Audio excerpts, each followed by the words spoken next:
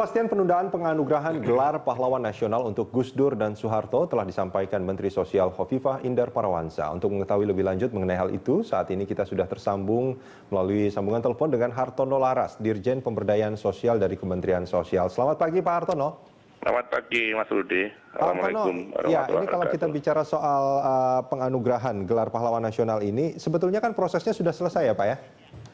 Ya, jadi memang untuk yang tahun 2015, usulan yang masuk ke tim ya di Kementerian Sosial itu ada tim peneliti pengkaji gelar pusat ya.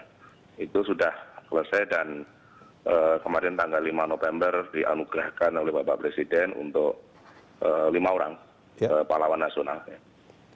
Nah ini nama-nama yang disebutkan itu apakah diusulkan secara bersamaan dengan Pak Gus Dur dan Pak Harto? Ya, untuk yang Pak Gus Dur, Pak Harto sebenarnya sudah tahun 2013 yang lalu. Dan melalui satu proses yang sama dengan usulan calon pahlawan nasional yang lain, yaitu melalui tim yang kemudian dari kabupaten dikirim ke provinsi dan kemudian di tingkat pusat dikaji, disampaikan kepada Bapak Presiden melalui Dewan Gelar. Dan proses pengkajiannya itu sudah selesai ya Pak ya? Untuk yang Pak Gus Dur sama Pak Harto sudah selesai. Artinya sebetulnya tidak ada halangan lagi untuk segera mengumumkan? Ya, jadi gini, di dalam sidang Dewan saat itu hasilnya untuk Pak Harto dan Gus Dur secara teknis itu sudah dinyatakan selesai dan memerlukan satu waktu untuk pengendapan. Itu teknis bagaimana yang Ibu Menteri Sosial sampaikan di berbagai kesempatan. Alasan pengendapannya apa Pak? Ya, barangkali ini sudah domain dari tim yang ada di Dewan dan memerlukan waktu yang sangat tepat. Dan kemarin kita juga mendengar juga dari hal yang disampaikan oleh Pak Menhan dan juga beberapa kalangan mengatakan nunggu saat yang tepat. Waktu yang tepat itu yang seperti apa sebetulnya Pak? Ya, itu tentu ada perhitungan tersendiri bagi tim yang ada di Presiden. Ya. Karena itu memang prerogatif Presiden. Nah, karena memang ini menjadi pertanyaan di publik sebetulnya Pak Hartono. Jika secara teknis yang tadi dikatakan oleh Pak Hartono sudah selesai, lalu apalagi yang ditunggu? Apakah memang masih ada semacam kalau orang ke dokter itu mencari second opinion dulu untuk barangkali masih ada kontroversi seperti itu atau bagaimana menurut Anda? Iya, saya kira kita juga melihat bagaimana kesiapan dari masyarakat karena hampir kita tidak menutup kemungkinan ada beberapa penetapan calon pahlawan nasional yang kemudian di masyarakat pun juga menjadi diskursus tertentu yang itu saja karena ini kan pendapat dari berbagai kalangan. Dan itu juga salah satu hal yang menjadi satu bahan ketika proses pengusulan itu. Maka dalam proses pengusulan itu ada mekanisme yang sangat panjang, kemudian ada seminar, ya. Artinya, kemudian ada seminar nasional. Maaf saya potong Pak Hartono, artinya ada kemungkinan meskipun ini secara teknis sudah selesai, itu bisa dalam tanda kutip dibatalkan?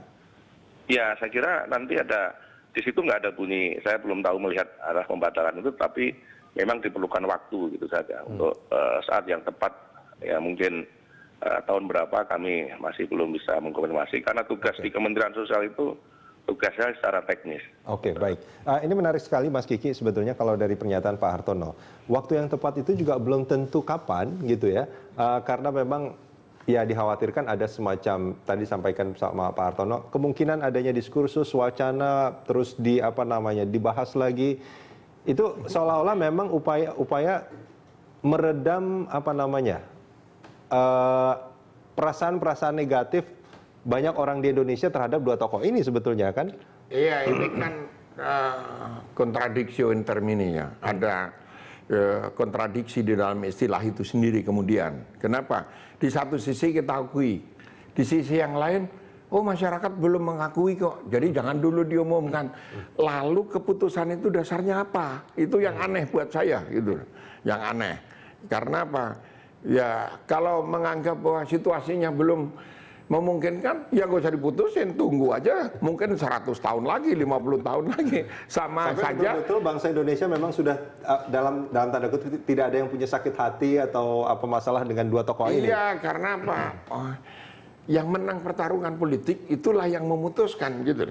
Jadi selama pemenang dan the losers yang kalah, mereka yang kalah itu masih hidup, bukan hanya masih hidup, ini masih bertarung secara politis, ya jangan diumumkan. Sama misalnya, ini contoh, saya sebut dinding di belakang saya ini apa, misalnya hijau. Mari kita ngomong, kita votingnya, kita bilang aja ini biru gitu. Biru, tapi jangan kita umumkan bahwa dinding ini biru, keputusan kita tunggulah sampai kira-kira 20-50 tahun lagi dinding ini biru gitu. Nah, yang terjadi sekarang itu seperti itu. Nah, ini kan menarik sebetulnya. Artinya kalau kita melihat di jalan-jalan ini ya, kalau konteks Pak Harto misalkan di truk-truk segala macam ada tulisan, ada stiker, ada gambar-gambar, poster-poster yang merasa bahwa hidup di zaman Pak Harto itu lebih baik daripada kehidupan setelahnya gitu. Bukankah sebetulnya dari wacana itu banyak masyarakat yang mengharapkan untuk kembali ke zaman itu? Jadi memang begitu. Kenapa? Kita ini nggak mau belajar dari sejarah. Maksudnya? Saya baru selesai melakukan riset dokumentasi. Ya, saya kumpulkan semua dokumen sampai 98 itu. Yeah.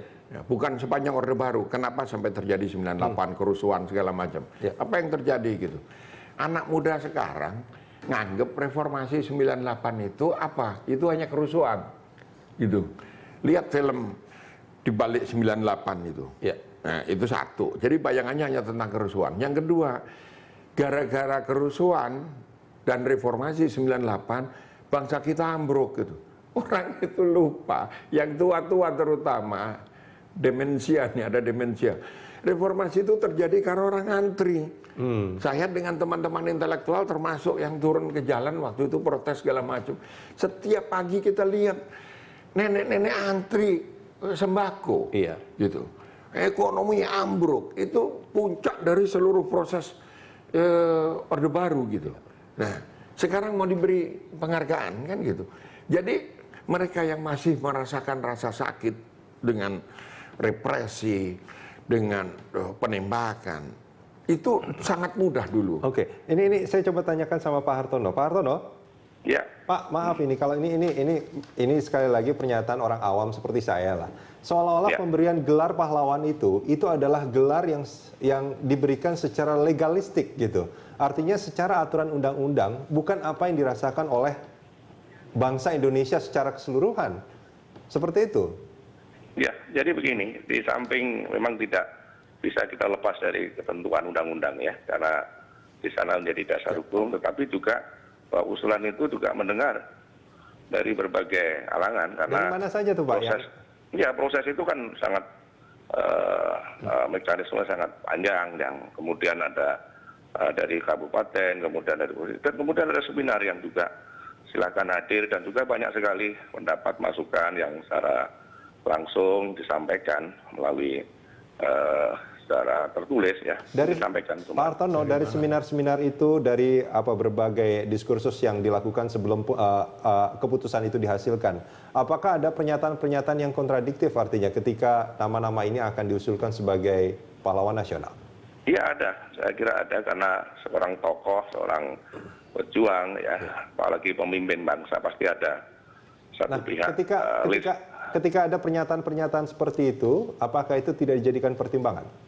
Jadikan pertimbangan, karena dalam proses pembahasan ini pun kita juga membentuk satu tim ya. Di Kementerian Sosial ini ada 13 orang sejarawan, kemudian juga dari unsur-unsur perguruan tinggi, dan itu semua independen kita bentuk dan kita berikan tugas itu, dan Menteri Sosial memperoleh satu pertimbangan yang kemudian langsung disampaikan kepada Presiden. Dari Presiden itu juga ada Dewan Gelar yang secara khusus nanti akan memberikan pertimbangan kepada Presiden untuk menetapkan seorang menjadi calon pahlawan atau menjadi pahlawan nasional. Baik, ada sejarawan juga yang dilibatkan di sana. Nampaknya Mas Kiki tidak dilibatkan di sana sebagai salah satu sejarawan yang ikut juga terlibat dalam reformasi. Saya sejarawan, Kiki Pak. Nanti bisa kalau bersedia kita ini. Oke, baik. Mas Hartono, kita jeda sebentar. Kita akan lanjutkan di segmen berikut.